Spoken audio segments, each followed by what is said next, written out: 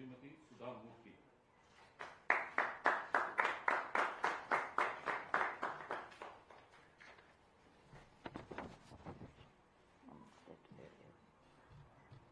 ಸುಧಾಮೂರ್ತಿ ಎಂಬ ಹೆಸರಿನ ನಾನು ರಾಜ್ಯಸಭೆಯ ಸದಸ್ಯಳಾಗಿ ನಾಮನಿರ್ದೇಶನಗೊಂಡವಳಾಗಿ ಕಾನೂನಿನ ಮೂಲಕ ಸ್ಥಾಪಿತವಾದ ಭಾರತದ ಸಂವಿಧಾನದ ವಿಷಯದಲ್ಲಿ ನಿಜವಾದ ಶ್ರದ್ಧೆ ಮತ್ತು ನಿಷ್ಠೆಯನ್ನು ಹೊಂದಿರುತ್ತೇನೆಂದು, ಭಾರತದ ಸಾರ್ವಭೌಮತ್ವವನ್ನು ಮತ್ತು ಅಖಂಡತೆಯನ್ನು ಎತ್ತಿ ಹಿಡಿಯುತ್ತೇನೆಂದು ಮತ್ತು ನಾನು ಈಗ ಕೈಗೊಳ್ಳಲಿರುವ ಕರ್ತವ್ಯವನ್ನು ಶ್ರದ್ಧಾಪೂರ್ವಕವಾಗಿ ನಿರ್ವಹಿಸುತ್ತೇನೆಂದು ದೇವರ ಹೆಸರಿನಲ್ಲಿ ಪ್ರಮಾಣ ಮಾಡುತ್ತೇನೆ.